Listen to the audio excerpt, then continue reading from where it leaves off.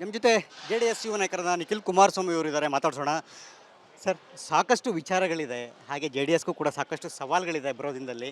ಸಾಕಷ್ಟು ವಿಚಾರಗಳಿದೆ. ನಾನು ಮೊದಲನೇದಾಗಿ GBA ವಿಚಾರವನ್ನು ಪ್ರಮುಖವಾಗಿ ತೆಗೆದುಕೊಳ್ತೇನೆ. ಜೊತೆಗೆ ನಾಳೆ ವಿಚಾರವನ್ನು ಕೂಡ ಪ್ರಮುಖವಾಗಿ ತೊಗೊಳ್ತೇನೆ. GBA ನಿಮಗೆ ಈಗ ಸವಾಲಾಗ್ತಾ ಇದೆಯಾ? ಯಾಕೆಂತಂದರೆ ಎಲ್ಲೋ ಒಂದು ಕಡೆ ಬೆಂಗಳೂರಲ್ಲಿ ಸದ್ಯಕ್ಕೆ JDSನ ಅಸ್ತಿತ್ವ ಇಲ್ಲ ಅಂತಕ್ಕಂಥದ್ದು, ಈಗ ಎಲ್ಲೋ ಒಂದು ಕಡೆ ಕುಟ್ಕುವಂಥದ್ದು, ತಮ್ಮನ್ನು ಕೆರಳಿಸುವಂಥದ್ದು, ಈ ರೀತಿಯ ಹೇಳಿಕೆಗಳು ಶುರುವಾಗ್ತಾ ಇದ್ದಾವೆ. ಸೊ ಹೀಗಾಗಿ ಸವಾಲಾಗಿದೆಯಾ ಅಂತ GBA ಚುನಾವಣೆ ಎದುರಿಸೋದಕ್ಕೆ? ಆ ಗುಂಡಿ ಮುಚ್ಚಕ್ಕೆ ಆಗದೆ ರಸ್ತೆನಲ್ಲಿ ಅಪಘಾತಕ್ಕೆ ಒಳಗಾಗಿ ಅವಾಯ್ಡ್ ಮಾಡೋಕ್ಕೆ ಹೋಗಿ ಗುಂಡಿ ಟೂ ವೀಲರ್ಸು ಎಷ್ಟು ಜನ ತೀರ್ಕೊಂಡು ಹೋಗಿದ್ದಾರೆ. ಜೊತೆಯಲ್ಲಿ ಇನ್ನೊಂದು ವಿಚಾರ ನಾನು ಕೇಳೋದು, ದೇವೇಗೌಡರು ಸಾಹೇಬ್ರಿಗೂ ಈ ಸರ್ಕಾರಕ್ಕೂ ಅಥವಾ ಇಲ್ಲಿರ್ತಕ್ಕಂಥ ಉಪಮುಖ್ಯಮಂತ್ರಿಗಳಿಗೆ ಉಸ್ತುವಾರಿ ಮಂತ್ರಿಗಳಿಗೆ ಕೇಳ್ತಕ್ಕಂಥ ಪ್ರಶ್ನೆ ಇರ್ತಕ್ಕಂಥ ವ್ಯತ್ಯಾಸ. ದೇವೇಗೌಡರು ಟ್ಯಾಕ್ಸ್ ಹಾಲಿಡೇ ಡಿಕ್ಲೇರ್ ಮಾಡ್ತಾರೆ IT-BT ಸೆಕ್ಟ್ರಿಗೆ. ಎಷ್ಟು ಪ್ರೋತ್ಸಾಹ ಸಿಕ್ದಂಗಾಯಿತು ಬೆಂಗಳೂರು ನಗರಕ್ಕೆ. IT-BT ಸೆಕ್ಟ್ರು ಇಲ್ಲಿ ಬಂದು ಬೆಂಗಳೂರು ನಗರದಲ್ಲಿ ಎಷ್ಟು ಜನ ಬಂದರು, ಎಷ್ಟು ಜನ ಸಾಫ್ಟ್ವೇರ್ ಇಂಜಿನಿಯರ್ಸು ಇಲ್ಲಿ ಕೆಲಸ ಮಾಡೋಂಗಾಯಿತು. ಅದೇ ಏನು ಈ ಔಟರ್ ರಿಂಗ್ ರೋಡಲ್ಲಿ 700ರಿಂದ 800 ಕೋಟಿ ಪ್ರತಿ ವರ್ಷ ಆದಾಯ ಉತ್ಪಾದನೆ ಆಗ್ತಾಯಿದೆ ಥ್ರೂ ಟ್ಯಾಕ್ಸ್ ಕಲೆಕ್ಷನ್ನು. ಬಟ್ ಅಲ್ಲಿ ಬ್ಲ್ಯಾಕ್ ಬಕ್ ಅಂತಕ್ಕಂಥ ಕಂಪ್ನಿ ಐ ಥಿಂಕ್ ಒಂದೂವರೆ ವರ್ಷ ಕಳೆದಿರ್ಬೋದು. ನಾನು ಇದ್ರ ಬಗ್ಗೆ ಪ್ರೆಸ್ ಮೀಟ್ ಕೂಡ ಮಾಡಿದ್ದೆ, ನಂಗೆ ಜ್ಞಾಪಕ ಇದೆ. ಆ ಕಂಪ್ನಿ CEO ಅವ್ರು ಹೇಳಿದ್ದಿಷ್ಟೇ, ಪ್ರತಿನಿತ್ಯ ನಮ್ಮ ಕಮ್ಯೂಟರ್ಸ್ ಏನಿದ್ದಾರೆ ಆಫೀಸಲ್ಲಿ ಕೆಲಸ ಮಾಡ್ತಕ್ಕಂಥವ್ರು ಕಮ್ಯೂಟ್ ಏನು ಮಾಡ್ತಾರೆ, ಈಗ ರಸ್ತೆ ಯಾವುದು, ಈ ಚರಂಡಿ ಯಾವುದು ನಮಗೆ ವ್ಯತ್ಯಾಸನೇ ಗೊತ್ತಾಗ್ತಾ ಇಲ್ಲ. ಆ ಮಟ್ಟಕ್ಕೆ ಆಗ್ಬಿಟ್ಟಿದೆ. ಒಂದು ಕಡೆ ಮೆಟ್ರೋ ಕನ್ಸ್ಟ್ರಕ್ಷನ್ ನಡೀತಾ ಇದೆ, ಇನ್ನೊಂದು ಕಡೆ ಧೂಳು ಮಣ್ಣು ಮಕ್ಕಕ್ಕೆ ಖರ್ಚೀಫ್ ಕಟ್ಕೊಂಡು ಪ್ರತಿನಿತ್ಯ ನಾವು ನೋಡ್ತೀವಿ ಯಾವ ಥರ ಓಡಾಡ್ತಾರೆ ಟೂ ವೀಲರ್ಸು ಅಂತ. ಇದನ್ನು ಸರಿಪಡಿಸೋದಕ್ಕೆ ಏನಾದರೂ ಒಂದು ಕ್ರಮ ತಗೊಳ್ಳಿ ಅಂತ ಹೇಳಿದಾಗ ಏಕಾಏಕಿ ಒಬ್ಬ ಉಸ್ತುವಾರಿ ಮಂತ್ರಿ ಆದವರು ಏನು ಹೇಳಬೇಕು, ಅಟ್ಲೀಸ್ಟ್ ಅವ್ರನ್ನ ಕರೆದು ಕೂರಿಸಿ ಒಂದು ಸೌಹಾರ್ದಿತ್ವಾಗಿ ಮಾತಾಡಿ, ಆಯಿತು ಇವತ್ತಲ್ಲ ನಾಳೆ ಮುಂದೊಂದು ದಿನ ಸರಿಪಡಿಸ್ತೀನಿ ಅಂತಕ್ಕಂಥ ಆತ್ಮವಿಶ್ವಾಸ ಮೂಡಿಸ್ಬೇಕಾಗಿತ್ತ. ಅಥವಾ ಅವ್ರು ನೀವು ಇರೋದಿದ್ದರೆ ಇರಿ, ಇಲ್ಲ ಹೋಗೋದಿದ್ರೆ ಹೋಗಿ ಅಂದಾಗ ಅವ್ರು ಏನು ಮಾಡಿದ್ರು ಕೊನೆಗೆ. ಈ ಥರ ನೀವು ಬೆಂಗಳೂರು ನಗರ ಕಟ್ಟೋಕ್ಕಾಗತ್ತಾ? ಇನ್ನು ಶುಲ್ಕಗಳು ಎಲ್ಲ ಕಡೆಯೂ ಶುಲ್ಕಗಳು ಹೆಚ್ಚಳ ಮಾಡ್ಕೊಂಡಿದ್ದೀರಿ. ಇನ್ನು ಕಸ ವಿಲೇವಾರಿ ಘಟಕಗಳು ವೈಜ್ಞಾನಿಕವಾಗಿ ಮಾಡಬೇಕಾಗಿರ್ತಕ್ಕಂಥದ್ದು ಇಲ್ಲಿವರೆಗೂ ಯಾವುದೂ ಕೂಡ ಮಾಡೋಕ್ಕಾಗಿಲ್ಲ. ಇನ್ನು ಅದ್ರ ಮೇಲೆ ಜನಗಳ ಮೇಲೆ ಫೈನ್ ಹಾಕೋದು, ಜನಗಳ ಮನೆ ಮುಂದೆನೇ ಎತ್ಕೊಂಬಂದು ಕಸ ಎಸಿತೀನಿ ಅನ್ನೋದು, ಈ ರೀತಿ ದೌರ್ಜನ್ಯದ ಮಾತುಗಳು. ಇದು ಎಷ್ಟು ವರ್ಷ ಬೆಂಗಳೂರಿನ ನಾಗರಿಕರು ಸಹಿಸ್ಕೋಬೇಕು? ಯಾಕಂದ್ರೆ 70% ಕನಿಷ್ಠ ಪಕ್ಷ ಟ್ಯಾಕ್ಸ್ ಉತ್ಪಾದನೆ ಆಗ್ತಾಯಿದೆ. ಇಡೀ ರಾಜ್ಯಕ್ಕೆ ಇವತ್ತು ಹೈಯೆಸ್ಟ್ ಟ್ಯಾಕ್ಸ್ ಕಲೆಕ್ಷನ್ ಆಗ್ತಾ ಇರೋದು ಬೆಂಗಳೂರು ನಗರದಿಂದ. ಇಂಥ ನಗರಕ್ಕೆ ಏನು ಕೊಡೋಕ್ಕಾಗಿದೆ ರಾಜ್ಯ ಸರ್ಕಾರ? ಇದು ಪ್ರಶ್ನೆ. ಬಿ ಖಾತಾ ಟು ಎ ಖಾತಾ ಅಂತಾರೆ, ಅವ್ರ ಸ್ವಂತ ಆಸ್ತಿನೇ ರೆಗ್ಯುಲರೈಸೇಷನ್ ಮಾಡಿಸ್ಕೊಳ್ಳೋದಕ್ಕೆ ಅದರಲ್ಲೂ ಲಂಚ ಕೊಡಬೇಕು. ಇನ್ನು ಯಾವುದೇ ನೀವು ಸರ್ಕಾರಿ ಕಚೇರಿಗಳಿಗೆ ಹೋದರೆ ಎಲ್ಲಿ ಹೋದರೂ ಕೂಡ ಭ್ರಷ್ಟಾಚಾರ. ಯಾಕೆ ಭ್ರಷ್ಟಾಚಾರ ನಡೀತಾ ಇದೆ? ಭ್ರಷ್ಟಾಚಾರದ ಪ್ರಮಾಣ ಯಾಕೆ ಏರಿಕೆ ಆಗಿದೆ? ಬಿಕಾಸ್ ಇಲ್ಲಿ ರಾಜ್ಯ ಸರ್ಕಾರ ನಡೆಸ್ತಕ್ಕಂಥವ್ರು ಆ ನಾಯಕರ ಮನಸ್ಥಿತಿನೇ, ಆ ಜನಪ್ರತಿನಿಧಿಗಳ ಮನಸ್ಥಿತಿನೇ ಭ್ರಷ್ಟಾಚಾರದಿಂದ ತಾಂಡವ ಆಡಬೇಕಾದ್ರೆ ಅವ್ರಿಗೆ ಅಲ್ಲಿ ಕರ್ಕೊಂಬಂದು ಆ ಒಂದು ಗೌರ್ಮೆಂಟ್ ಆಫೀಸಲ್ಲಿ ಕೂರಿಸೋದಕ್ಕೆ ಅವ್ರ ಹತ್ರ ಟ್ರಾನ್ಸ್ಫರ್ಗೆ ದಂಧೆ ಮಾಡಿ ದುಡ್ಡು ವಸೂಲಿ ಮಾಡಿದ್ಮೇಲೆ ಮತ್ತು ಅವನು ಪ್ರಶ್ನೆ ಮಾಡ್ತಕ್ಕಂಥ ನೈತಿಕ ಹಕ್ಕಿಯಲ್ಲಿ ಉಳಿತದೆ. ಥ್ಯಾಂಕ್ ಯು ನಿಖಿಲ್ ಕುಮಾರಸ್ವಾಮಿ ಅವರೇ, ರಿಪಬ್ಲಿಕ್ ಕನ್ನಡ ಜೊತೆ ಸಾಕಷ್ಟು ವಿಚಾರಗಳು ಹಂಚ್ಕೊಂಡಿದ್ದೀರಿ. Thank you so much. Yes, ಇದಿಷ್ಟು ಕೂಡ ನಾನು JDS ಯುವ ನಾಯಕರಂತ ನಿಖಿಲ್ ಕುಮಾರಸ್ವಾಮಿ ಅವರ ಮಾತು. ಕ್ಯಾಮ್ರಾ ಪರ್ಸನ್ ಸದಾನಂದ್ ಜೊತೆ ಸುರೇಶ್, ರಿಪಬ್ಲಿಕ್ ಕನ್ನಡ, ಬೆಂಗಳೂರು. ನಿಮ್ಮ ಜೊತೆ JDS ಯುವ ನಾಯಕರಾದ ನಿಖಿಲ್ ಕುಮಾರಸ್ವಾಮಿ ಅವರು ಇದ್ದಾರೆ, ಮಾತಾಡ್ಸೋಣ.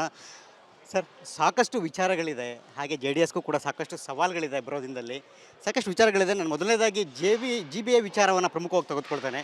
ಜೊತೆಗೆ ನಾಳೆ ವಿಚಾರವನ್ನು ಕೂಡ ಪ್ರಮುಖವಾಗಿ ತೊಗೊಳ್ತೇನೆ. GBA ನಿಮಗೆ ಈಗ ಸವಾಲಾಗ್ತಾ ಇದೆಯಾ? ಯಾಕೆಂತಂದರೆ ಎಲ್ಲೋ ಒಂದು ಕಡೆ ಬೆಂಗಳೂರಲ್ಲಿ ಸದ್ಯಕ್ಕೆ JDSನ ಅಸ್ತಿತ್ವ ಇಲ್ಲ ಅಂತಕ್ಕಂಥದ್ದು, ಈಗ ಎಲ್ಲೋ ಒಂದು ಕಡೆ ಕುಟ್ಕುವಂಥದ್ದು, ತಮ್ಮನ್ನು ಕೆರಳಿಸುವಂಥದ್ದು, ಈ ರೀತಿಯ ಹೇಳಿಕೆಗಳು ಶುರುವಾಗ್ತಾ ಇದ್ದಾವೆ. ಸೊ ಹೀಗಾಗಿ ಸವಾಲಾಗಿದೆಯಾ ಅಂತ GBA ಚುನಾವಣೆ ಎದುರಿಸೋದಕ್ಕೆ? ಆ ಗುಂಡಿ ಮುಚ್ಚಕ್ಕೆ ಆಗದೆ ರಸ್ತೆನಲ್ಲಿ ಅಪಘಾತಕ್ಕೆ ಒಳಗಾಗಿ ಅವಾಯ್ಡ್ ಮಾಡೋಕ್ಕೆ ಹೋಗಿ ಗುಂಡಿ ಟೂ ವೀಲರ್ಸು ಎಷ್ಟು ಜನ ತೀರ್ಕೊಂಡು ಹೋಗಿದ್ದಾರೆ. ಜೊತೆಯಲ್ಲಿ ಇನ್ನೊಂದು ವಿಚಾರ ನಾನು ಕೇಳೋದು, ದೇವೇಗೌಡರು ಸಾಹೇಬ್ರಿಗೂ ಈ ಸರ್ಕಾರಕ್ಕೂ ಅಥವಾ ಇಲ್ಲಿರ್ತಕ್ಕಂಥ ಉಪಮುಖ್ಯಮಂತ್ರಿಗಳಿಗೆ ಉಸ್ತುವಾರಿ ಮಂತ್ರಿಗಳಿಗೆ ಕೇಳ್ತಕ್ಕಂಥ ಪ್ರಶ್ನೆ ಇರ್ತಕ್ಕಂಥ ವ್ಯತ್ಯಾಸ. ದೇವೇಗೌಡರು ಟ್ಯಾಕ್ಸ್ ಹಾಲಿಡೇ ಡಿಕ್ಲೇರ್ ಮಾಡ್ತಾರೆ IT-BT ಸೆಕ್ಟ್ರಿಗೆ. ಎಷ್ಟು ಪ್ರೋತ್ಸಾಹ ಸಿಕ್ದಂಗಾಯಿತು ಬೆಂಗಳೂರು ನಗರಕ್ಕೆ. IT-BT ಸೆಕ್ಟ್ರು ಇಲ್ಲಿ ಬಂದು ಬೆಂಗಳೂರು ನಗರದಲ್ಲಿ ಎಷ್ಟು ಜನ ಬಂದರು, ಎಷ್ಟು ಜನ ಸಾಫ್ಟ್ವೇರ್ ಇಂಜಿನಿಯರ್ಸು ಇಲ್ಲಿ ಕೆಲಸ ಮಾಡೋಂಗಾಯಿತು. ಅದೇ ಏನು ಈ ಔಟರ್ ರಿಂಗ್ ರೋಡಲ್ಲಿ 700ರಿಂದ 800 ಕೋಟಿ ಪ್ರತಿ ವರ್ಷ ಆದಾಯ ಉತ್ಪಾದನೆ ಆಗ್ತಾಯಿದೆ ಥ್ರೂ ಟ್ಯಾಕ್ಸ್ ಕಲೆಕ್ಷನ್ನು. ಬಟ್ ಅಲ್ಲಿ ಬ್ಲ್ಯಾಕ್ ಬಕ್ ಅಂತಕ್ಕಂಥ ಕಂಪ್ನಿ ಐ ಥಿಂಕ್ ಒಂದೂವರೆ ವರ್ಷ ಕಳೆದಿರ್ಬೋದು. ನಾನು ಇದ್ರ ಬಗ್ಗೆ ಪ್ರೆಸ್ ಮೀಟ್ ಕೂಡ ಮಾಡಿದ್ದೆ, ನಂಗೆ ಜ್ಞಾಪಕ ಇದೆ. ಆ ಕಂಪ್ನಿ CEO ಅವ್ರು ಹೇಳಿದ್ದಿಷ್ಟೇ, ಪ್ರತಿನಿತ್ಯ ನಮ್ಮ ಕಮ್ಯೂಟರ್ಸ್ ಏನಿದ್ದಾರೆ ಆಫೀಸಲ್ಲಿ ಕೆಲಸ ಮಾಡ್ತಕ್ಕಂಥವ್ರು ಕಮ್ಯೂಟ್ ಏನು ಮಾಡ್ತಾರೆ, ಈಗ ರಸ್ತೆ ಯಾವುದು ಈ ಚರಂಡಿ ಯಾವುದು ನಮಗೆ ವ್ಯತ್ಯಾಸನೇ ಗೊತ್ತಾಗ್ತಾ ಇಲ್ಲ, ಆ ಮಟ್ಟಕ್ಕೆ ಆಗ್ಬಿಟ್ಟಿದೆ. ಒಂದು ಕಡೆ ಮೆಟ್ರೋ ಕನ್ಸ್ಟ್ರಕ್ಷನ್ ನಡೀತಾ ಇದೆ, ಇನ್ನೊಂದು ಕಡೆ ಧೂಳು ಮಣ್ಣು ಮಕ್ಕಕ್ಕೆ ಖರ್ಚೀಫ್ ಕಟ್ಕೊಂಡು ಪ್ರತಿನಿತ್ಯ ನಾವು ನೋಡ್ತೀವಿ ಯಾವ ಥರ ಓಡಾಡ್ತಾರೆ ಟೂ ವೀಲರ್ಸು ಅಂತ. ಇದನ್ನು ಸರಿಪಡಿಸೋದಕ್ಕೆ ಏನಾದರೂ ಒಂದು ಕ್ರಮ ತಗೊಳ್ಳಿ ಅಂತ ಹೇಳಿದಾಗ ಏಕಾಏಕಿ ಒಬ್ಬ ಉಸ್ತುವಾರಿ ಮಂತ್ರಿ ಆದವರು ಏನು ಹೇಳಬೇಕು, ಅಟ್ಲೀಸ್ಟ್ ಅವ್ರನ್ನ ಕರೆದು ಕೂರಿಸಿ ಒಂದು ಸೌಹಾರ್ದಿತ್ವವಾಗಿ ಮಾತಾಡಿ ಆಯಿತು ಇವತ್ತಲ್ಲ ನಾಳೆ ಮುಂದೊಂದು ದಿನ ಸರಿಪಡಿಸ್ತೀನಿ ಅಂತಕ್ಕಂಥ ಆತ್ಮವಿಶ್ವಾಸ ಮೂಡಿಸ್ಬೇಕಾಗಿತ್ತ. ಅಥವಾ ಅವ್ರು ನೀವು ಇರೋದಿದ್ದರೆ ಇರಿ, ಇಲ್ಲ ಹೋಗೋದಿದ್ರೆ ಹೋಗಿ ಅಂದಾಗ ಅವ್ರು ಏನು ಮಾಡಿದ್ರು ಕೊನೆಗೆ? ಈ ಥರ ನೀವು ಬೆಂಗಳೂರು ನಗರ ಕಟ್ಟೋಕ್ಕಾಗತ್ತಾ?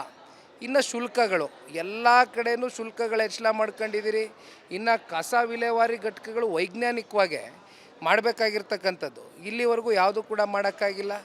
ಇನ್ನು ಅದ್ರ ಮೇಲೆ ಜನಗಳ ಮೇಲೆ ಫೈನ್ ಹಾಕೋದು, ಜನಗಳ ಮನೆ ಮುಂದೆನೇ ಎತ್ಕೊಂಬಂದು ಕಸ ಎಸಿತೀನಿ ಅನ್ನೋದು, ಈ ರೀತಿ ದೌರ್ಜನ್ಯದ ಮಾತುಗಳು. ಇದು ಎಷ್ಟು ವರ್ಷ ಬೆಂಗಳೂರಿನ ನಾಗರಿಕರು ಸಹಿಸ್ಕೋಬೇಕು? ಯಾಕಂದ್ರೆ 70% ಕನಿಷ್ಠ ಪಕ್ಷ ಟ್ಯಾಕ್ಸ್ ಉತ್ಪಾದನೆ ಆಗ್ತಾಯಿದೆ. ಇಡೀ ರಾಜ್ಯಕ್ಕೆ ಇವತ್ತು ಹೈಯೆಸ್ಟ್ ಟ್ಯಾಕ್ಸ್ ಕಲೆಕ್ಷನ್ ಆಗ್ತಾ ಇರೋದು ಬೆಂಗಳೂರು ನಗರದಿಂದ. ಇಂಥ ನಗರಕ್ಕೆ ಏನು ಕೊಡೋಕ್ಕಾಗಿದೆ ರಾಜ್ಯ ಸರ್ಕಾರ? ಇದು ಪ್ರಶ್ನೆ. ಬಿ ಖಾತಾ ಟು ಎ ಖಾತಾ ಅಂತಾರೆ, ಅವ್ರ ಸ್ವಂತ ಆಸ್ತಿನೇ ರೆಗ್ಯುಲರೈಸೇಷನ್ ಮಾಡಿಸ್ಕೊಳ್ಳೋದಕ್ಕೆ ಅದರಲ್ಲೂ ಲಂಚ ಕೊಡಬೇಕು. ಇನ್ನು ಯಾವುದೇ ನೀವು ಸರ್ಕಾರಿ ಕಚೇರಿಗಳಿಗೆ ಹೋದರೆ ಎಲ್ಲಿ ಹೋದರೂ ಕೂಡ ಭ್ರಷ್ಟಾಚಾರ. ಯಾಕೆ ಭ್ರಷ್ಟಾಚಾರ ನಡೀತಾ ಇದೆ? ಭ್ರಷ್ಟಾಚಾರದ ಪ್ರಮಾಣ ಯಾಕೆ ಏರಿಕೆ ಆಗಿದೆ?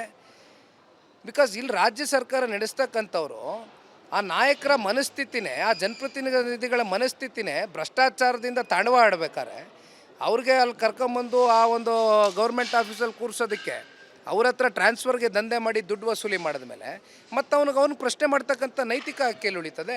ಥ್ಯಾಂಕ್ ಯು ನಿಖಿಲ್ ಕುಮಾರಸ್ವಾಮಿ ಅವರೇ, ರಿಪಬ್ಲಿಕ್ ಕನ್ನಡ ಜೊತೆ ಸಾಕಷ್ಟು ವಿಚಾರಗಳು ಹಂಚ್ಕೊಂಡಿದ್ದೀರಿ. Thank you so much. Yes, ಇದಿಷ್ಟು ಕೂಡ JDS ಯುವ ನಾಯಕರಂತ ನಿಖಿಲ್ ಕುಮಾರಸ್ವಾಮಿ ಅವರ ಮಾತು. ಕ್ಯಾಮ್ರಾ ಪರ್ಸನ್ ಸದಾನಂದ್ ಜೊತೆ ಸುರೇಶ್, ರಿಪಬ್ಲಿಕ್ ಕನ್ನಡ, ಬೆಂಗಳೂರು. ನಮ್ಮ ಜೊತೆ JDS ಯುವ ನಾಯಕರಾದ ನಿಖಿಲ್ ಕುಮಾರಸ್ವಾಮಿ ಅವರು ಇದ್ದಾರೆ, ಮಾತಾಡ್ಸೋಣ.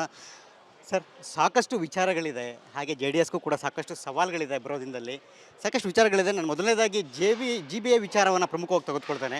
ಜೊತೆಗೆ ನಾಳೆ ಸಮಾವೇಶವನ್ನು ವಿಚಾರವನ್ನು ಕೂಡ ಪ್ರಮುಖವಾಗಿ ತೊಗೊಳ್ತೇನೆ. GBA ನಿಮಗೆ ಈಗ ಸವಾಲಾಗ್ತಾ ಇದೆಯಾ? ಯಾಕೆಂತಂದರೆ ಎಲ್ಲೋ ಒಂದು ಕಡೆ ಬೆಂಗಳೂರಲ್ಲಿ ಸದ್ಯಕ್ಕೆ JDSನ ಅಸ್ತಿತ್ವ ಇಲ್ಲ ಅಂತಕ್ಕಂಥದ್ದು, ಈಗ ಎಲ್ಲೋ ಒಂದು ಕಡೆ ಕುಟ್ಕುವಂಥದ್ದು, ತಮ್ಮನ್ನು ಕೆಳಿಸುವಂಥದ್ದು, ಈ ರೀತಿಯ ಹೇಳಿಕೆಗಳು ಶುರುವಾಗ್ತಾ ಇದ್ದಾವೆ. ಸೊ ಹೀಗಾಗಿ ಸವಾಲಾಗಿದೆಯಾ ಅಂತ GBA ಚುನಾವಣೆ ಎದುರಿಸೋದಕ್ಕೆ? ಆ ಗುಂಡಿ ಮುಚ್ಚಕ್ಕೆ ಆಗದೆ ರಸ್ತೆನಲ್ಲಿ ಅಪಘಾತಕ್ಕೆ ಒಳಗಾಗಿ ಅವಾಯ್ಡ್ ಮಾಡೋಕ್ಕೆ ಹೋಗಿ ಗುಂಡಿ ಟೂ ವೀಲರ್ಸು ಎಷ್ಟು ಜನ ತೀರ್ಕೊಂಡು ಹೋಗಿದ್ದಾರೆ? ಜೊತೆಯಲ್ಲಿ ಇನ್ನೊಂದು ವಿಚಾರ ನಾನು ಕೇಳೋದು, ದೇವೇಗೌಡರು ಸಾಹೇಬ್ರಿಗೂ ಈ ಸರ್ಕಾರಕ್ಕೂ ಅಥವಾ ಇಲ್ಲಿರ್ತಕ್ಕಂಥ ಉಪಮುಖ್ಯಮಂತ್ರಿಗಳಿಗೆ ಉಸ್ತುವಾರಿ ಮಂತ್ರಿಗಳಿಗೆ ಕೇಳ್ತಕ್ಕಂಥ ಪ್ರಶ್ನೆ ಇರ್ತಕ್ಕಂಥ ವ್ಯತ್ಯಾಸ. ದೇವೇಗೌಡರು ಟ್ಯಾಕ್ಸ್ ಹಾಲಿಡೇ ಡಿಕ್ಲೇರ್ ಮಾಡ್ತಾರೆ IT-BT ಸೆಕ್ಟ್ರಿಗೆ. ಎಷ್ಟು ಪ್ರೋತ್ಸಾಹ ಸಿಕ್ದಂಗೆ ಆಯಿತು ಬೆಂಗಳೂರು ನಗರಕ್ಕೆ? IT-BT ಸೆಕ್ಟ್ರು ಇಲ್ಲಿ ಬಂದು ಬೆಂಗಳೂರು ನಗರದಲ್ಲಿ ಎಷ್ಟು ಜನ ಬಂದರು? ಎಷ್ಟು ಜನ ಸಾಫ್ಟ್ವೇರ್ ಇಂಜಿನಿಯರ್ಸು ಇಲ್ಲಿ ಕೆಲಸ ಮಾಡೋಂಗಾಯಿತು? ಅದೇ ಏನು ಈ ಔಟರ್ ರಿಂಗ್ ರೋಡಲ್ಲಿ 700 ಇಂದ 800 ಕೋಟಿ ಪ್ರತಿ ವರ್ಷ ಆದಾಯ ಉತ್ಪಾದನೆ ಆಗ್ತಾಯಿದೆ ಥ್ರೂ ಟ್ಯಾಕ್ಸ್ ಕಲೆಕ್ಷನ್ನು.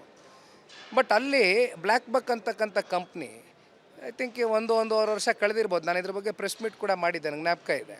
ಆ ಕಂಪ್ನಿ CEO ಅವ್ರು ಹೇಳಿದ್ದಿಷ್ಟೇ, ಪ್ರತಿನಿತ್ಯ ನಮ್ಮ ಕಮ್ಯೂಟರ್ಸ್ ಏನಿದ್ದಾರೆ ಆಫೀಸಲ್ಲಿ ಕೆಲಸ ಮಾಡ್ತಕ್ಕಂಥವ್ರು ಕಮ್ಯೂಟ್ ಏನು ಮಾಡ್ತಾರೆ, ಈಗ ರಸ್ತೆ ಈ ಚರಂಡಿ ಯಾವುದು ನಮಗೆ ವ್ಯತ್ಯಾಸನೇ ಗೊತ್ತಾಗ್ತಾ ಇಲ್ಲ, ಆ ಮಟ್ಟಕ್ಕೆ ಆಗ್ಬಿಟ್ಟಿದೆ. ಒಂದು ಕಡೆ ಮೆಟ್ರೋ ಕನ್ಸ್ಟ್ರಕ್ಷನ್ ನಡೀತಾ ಇದೆ, ಇನ್ನೊಂದು ಕಡೆ ಧೂಳು ಮಣ್ಣು ಮಕ್ಕಕ್ಕೆ ಖರ್ಚೀಫ್ ಕಟ್ಕೊಂಡು ಪ್ರತಿನಿತ್ಯ ನಾವು ನೋಡ್ತೀವಿ ಯಾವ ಥರ ಓಡಾಡ್ತಾರೆ ಟೂ ವೀಲರ್ಸು ಅಂತ. ಇದನ್ನು ಸರಿಪಡಿಸೋದಕ್ಕೆ ಏನಾದರೂ ಒಂದು ಕ್ರಮ ತಗೊಳ್ಳಿ ಅಂತ ಹೇಳಿದಾಗ ಏಕಾಏಕಿ ಒಬ್ಬ ಉಸ್ತುವಾರಿ ಮಂತ್ರಿ ಆದವರು ಏನು ಹೇಳಬೇಕು, ಅಟ್ಲೀಸ್ಟ್ ಅವ್ರನ್ನ ಕರೆದು ಕೂರಿಸಿ ಒಂದು ಸೌಹಾರ್ದಿತ್ವವಾಗಿ ಮಾತಾಡಿ ಆಯಿತು ಇವತ್ತಲ್ಲ ನಾಳೆ ಮುಂದೊಂದು ದಿನ ಸರಿಪಡಿಸ್ತೀನಿ ಅಂತಕ್ಕಂಥ ಆತ್ಮವಿಶ್ವಾಸ ಮೂಡಿಸ್ಬೇಕಾಗಿತ್ತ. ಅಥವಾ ಅವ್ರು ನೀವು ಇರೋದಿದ್ದರೆ ಇರಿ, ಇಲ್ಲ ಹೋಗೋದಿದ್ರೆ ಹೋಗಿ ಅಂದಾಗ ಅವ್ರು ಏನು ಮಾಡಿದ್ರು ಕೊನೆಗೆ? ಈ ಥರ ನೀವು ಬೆಂಗಳೂರು ನಗರ ಕಟ್ಟೋಕ್ಕಾಗತ್ತಾ? ಇನ್ನು ಶುಲ್ಕಗಳು ಎಲ್ಲ ಕಡೆಯೂ ಶುಲ್ಕಗಳು ಹೆಚ್ಚಳ ಮಾಡ್ಕೊಂಡಿದ್ದೀರಿ. ಇನ್ನು ಕಸ ವಿಲೇವಾರಿ ಘಟಕಗಳು ವೈಜ್ಞಾನಿಕವಾಗಿ ಮಾಡಬೇಕಾಗಿರ್ತಕ್ಕಂಥದ್ದು ಇಲ್ಲಿವರೆಗೂ ಯಾವುದೂ ಕೂಡ ಮಾಡೋಕ್ಕಾಗಿಲ್ಲ. ಇನ್ನು ಅದ್ರ ಮೇಲೆ ಜನಗಳ ಮೇಲೆ ಫೈನ್ ಹಾಕೋದು, ಜನಗಳ ಮನೆ ಮುಂದೆನೇ ಎತ್ಕೊಂಬಂದು ಕಸ ಎಸಿತೀನಿ ಅನ್ನೋದು, ಈ ರೀತಿ ದೌರ್ಜನ್ಯದ ಮಾತುಗಳು. ಇದು ಎಷ್ಟು ವರ್ಷ ಬೆಂಗಳೂರಿನ ನಾಗರಿಕರು ಸಹಿಸ್ಕೋಬೇಕು? ಯಾಕಂದ್ರೆ 70% ಕನಿಷ್ಠ ಪಕ್ಷ ಟ್ಯಾಕ್ಸ್ ಉತ್ಪಾದನೆ ಆಗ್ತಾಯಿದೆ. ಇಡೀ ರಾಜ್ಯಕ್ಕೆ ಇವತ್ತು ಹೈಯೆಸ್ಟ್ ಟ್ಯಾಕ್ಸ್ ಕಲೆಕ್ಷನ್ ಆಗ್ತಾ ಇರೋದು ಬೆಂಗಳೂರು ನಗರದಿಂದ. ಇಂಥ ನಗರಕ್ಕೆ ಏನು ಕೊಡೋಕ್ಕಾಗಿದೆ ರಾಜ್ಯ ಸರ್ಕಾರ? ಇದು ಪ್ರಶ್ನೆ. ಬಿ ಖಾತಾ ಟು ಎ ಖಾತಾ ಅಂತಾರೆ, ಅವ್ರ ಸ್ವಂತ ಆಸ್ತಿನೇ ರೆಗ್ಯುಲರೈಸೇಷನ್ ಮಾಡಿಸ್ಕೊಳ್ಳೋದಕ್ಕೆ ಅದರಲ್ಲೂ ಲಂಚ ಕೊಡಬೇಕು. ಇನ್ನು ಯಾವುದೇ ನೀವು ಸರ್ಕಾರಿ ಕಚೇರಿಗಳಿಗೆ ಹೋದರೆ ಎಲ್ಲಿ ಹೋದರೂ ಕೂಡ ಭ್ರಷ್ಟಾಚಾರ. ಯಾಕೆ ಭ್ರಷ್ಟಾಚಾರ ನಡೀತಾ ಇದೆ? ಭ್ರಷ್ಟಾಚಾರದ ಪ್ರಮಾಣ ಯಾಕೆ ಏರಿಕೆ ಆಗಿದೆ? ಬಿಕಾಸ್ ಇಲ್ಲಿ ರಾಜ್ಯ ಸರ್ಕಾರ ನಡೆಸ್ತಕ್ಕಂಥವ್ರು ಆ ನಾಯಕರ ಮನಸ್ಥಿತಿನೇ, ಆ ಜನಪ್ರತಿನಿಧಿಗಳ ಮನಸ್ಥಿತಿನೇ ಭ್ರಷ್ಟಾಚಾರದಿಂದ ತಾಂಡವ ಆಡಬೇಕಾದ್ರೆ ಅವ್ರಿಗೆ ಅಲ್ಲಿ ಕರ್ಕೊಂಬಂದು ಆ ಒಂದು ಗೌರ್ಮೆಂಟ್ ಆಫೀಸಲ್ಲಿ ಕೂರಿಸೋದಕ್ಕೆ ಅವ್ರ ಹತ್ರ ಟ್ರಾನ್ಸ್ಫರ್ಗೆ ದಂಧೆ ಮಾಡಿ ದುಡ್ಡು ವಸೂಲಿ ಮಾಡಿದ್ಮೇಲೆ ಮತ್ತು ಅವನು ಪ್ರಶ್ನೆ ಮಾಡ್ತಕ್ಕಂಥ ನೈತಿಕ ಹಕ್ಕಿಯಲ್ಲಿ ಉಳಿತದೆ. ಥ್ಯಾಂಕ್ ಯು ನಿಖಿಲ್ ಕುಮಾರಸ್ವಾಮಿ ಅವರೇ, ರಿಪಬ್ಲಿಕ್ ಕನ್ನಡ ಜೊತೆ ಸಾಕಷ್ಟು ವಿಚಾರಗಳು ಹಂಚ್ಕೊಂಡಿದ್ದೀರಿ. Thank you so much. Yes, ಇದಿಷ್ಟು ಕೂಡ JDS ಯುವ ನಾಯಕರಂತ ನಿಖಿಲ್ ಕುಮಾರಸ್ವಾಮಿ ಅವರ ಮಾತು. ಕ್ಯಾಮ್ರಾ ಪರ್ಸನ್ ಸದಾನಂದ್ ಜೊತೆ ಸುರೇಶ್, ರಿಪಬ್ಲಿಕ್ ಕನ್ನಡ, ಬೆಂಗಳೂರು. ಇದೇನೋ ಚೆಕ್